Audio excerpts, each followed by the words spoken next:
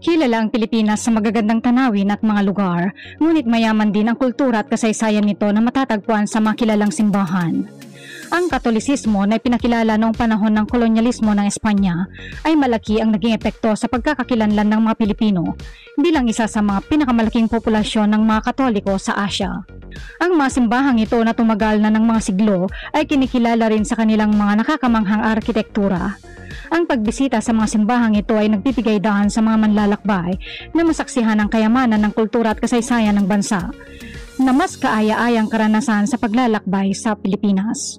Kaya't ating alamin ang mga pinakamagagandang simbahan sa Pilipinas. Pero bago yan ay huwag kakalimutang mag-like at mag-subscribe sa ating channel para laging updated ka sa ganitong klaseng video. 10. Poway Church. Ang Poway Church na kilala rin bilang St. Agustin Church ay isang simbahang Romano-Katoliko sa Poway, Ilocos Norte.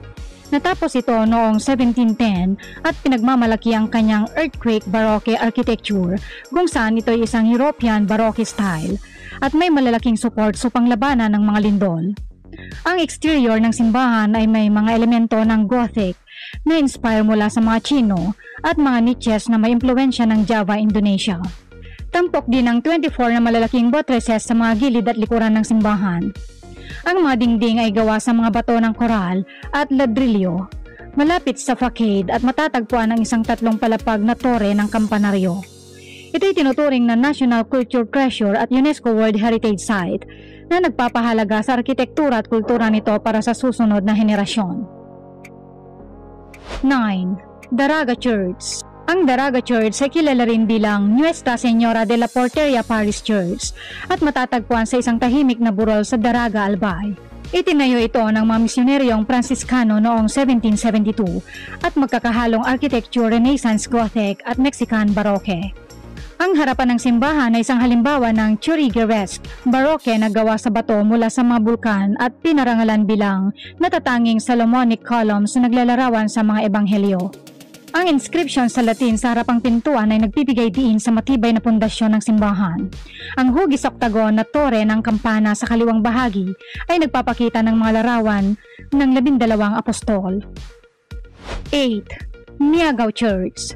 Ang simbahan ng Miagao ay kilala rin bilang Santo Tomas de Villanueva Parish, isang makasaysayang simbahan sa Miagao, Iloilo.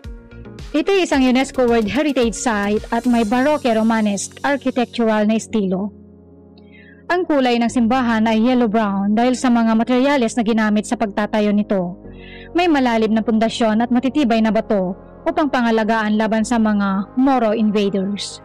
Ang harapan ng simbahan ay may detalyadong disenyo na nagpapakita ng mga tagpo ng pang-araw-araw na buhay noong panahon na yon. Sa gitna ng harapan ay matatagpuan ang imahe ni San Tomas de Villanueva at may mga imahe rin ng mga santo at mga coat of arms. Ang dalawang malalaking tore ng simbahan ay ginamit noon bilang mga bantayog. Sa loob ng simbahan, may magarbong altar na may mga imahe ng mga santo. 7. Mount Carmel Chapel. Ang Mount Carmel Chapel na kilala rin bilang Tucon Church ay isang simbahang gawa sa bato na matatagpuan sa tuktok ng isang burol sa Batanes, ang pinakamaliit na isla sa Pilipinas. Itinayo ito noong 2008 at nagtatampok ng isang natatanging disenyo na kahawig sa tradisyonal na bahay ng mga Ivatan.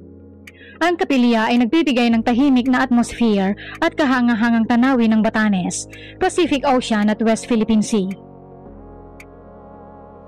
6. Christ the King Cathedral. Ang Christ the King Cathedral sa Tagum City ay ang pinakamalaking simbahan sa Mindanao. Ito ay may kahangahangang arkitektura na hindi katulad ng mga tradisyonal na simbahang Espanyol sa Pilipinas. Ang simbahan ay matatagpuan sa 2 ektaryang lupa at binuo mula sa donasyon at nagawa sa loob ng 12 taon mula noong 1993 upang ipagdiwang ang ika-25th anibersaryo ng Diocese ng Tagum noong 2005.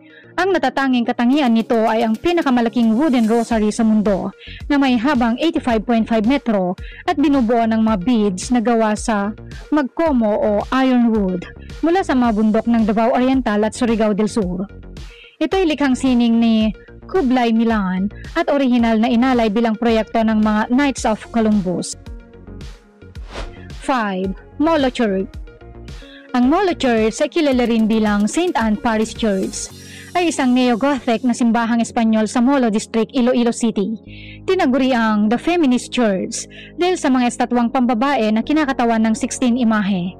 Ang arkitekturang Gothic Renaissance ng simbahan, kasama ang mga red spires nito sa matataas na tore ng kampanaryo, ay nagpapangalan dito bilang pangunahing atraksyon para sa mga turista.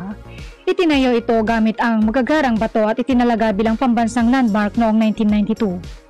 Sa loob ng simbahan, makikita ang 3 nave at 4 na altar na gawa sa kahoy, kung saan matatagpuan ang patrones ni Santa Ana, kasama ang Blessed Virgin at ang Banal na Trinidad. 4. Taal Basilica. Ang Taal Basilica na kilala rin bilang Minor Basilica of Saint Martin of Tours ay isang pinakamalaking simbahan sa Pilipinas at maging sa Asia. Matatagpuan ito sa Taal, Batangas at may habang 66 metro at lapad na 45 metro na may kahanga-hangang facade, binuo mula sa isang malaking bloke ng bato. Ang estilong baroke ng simbahan ay gawa sa mga coral stones at adobe at ilang beses na binago noong ika-19 siglo. Ito'y sumusunod sa arkitekturang neoclassical na may Latin cross layout at may 3 nave, malawak na transept at magandang facade na pinagaganda ng mga iconic at Doric order. 3. Manila Cathedral. Matatagpuan sa Plaza de Roma sa Intramuros, Manila ang Manila Cathedral na itinuturing na isa sa pinakamagandang katedral sa Pilipinas. Itong pangunahing simbahang Romano-Katoliko sa bansa na may makulay na kasaysayan bilang isang napakagandang istruktura na itinayo noong panahon ng kolonyalismo ng Espanyol. Noong 1571, ito ay unang itinuring na parokya sa ilalim ng Archdiocese ng Mexico at naging hiwalay na diocese noong 1579. Ipinakilala rin ito sa ilang mga Santo Papa at kanilang binisita ito. Ang katedral na ito ay gawa sa Mexican onyx at marble mula sa Carrara, kung saan matatagpuan ang simbolo ng kasalukuyang arsobispong si Cardinal Jose Advincula.